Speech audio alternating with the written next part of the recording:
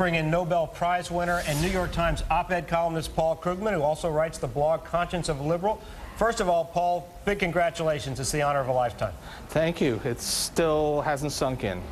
Well, let me ask you, everyone knows you for your flaming columns in the New York Times. Okay. But you won this Nobel for work that changed the ideas that people had held about trade policy for a long time. Could you bring it down where people like us can get it to what the simple idea was that that was your breakthrough in your research?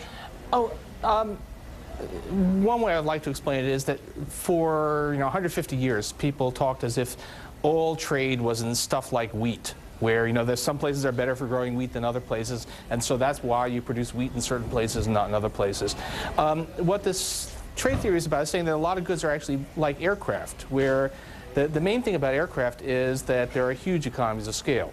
You don't want to have 15 different plants around the world producing wide-body jet aircraft. There are actually just two. And the reason, those two have to be someplace. And then history accident leads to them being in particular places, and those are the places that end up exporting airplanes. So it's a very different view.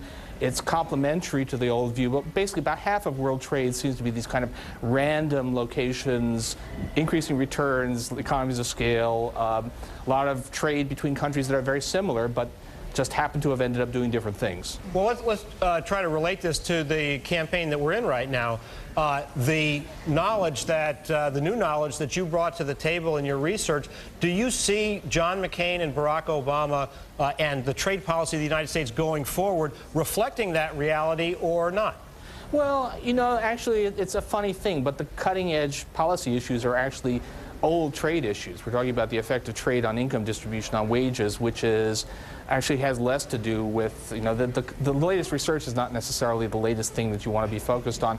One of my other areas of research, however, was financial crises, and it's turned out that the financial crisis stuff, the stuff that that I and others did trying to understand Indonesia, Argentina, has turned out to be terrifyingly relevant to the United States right now.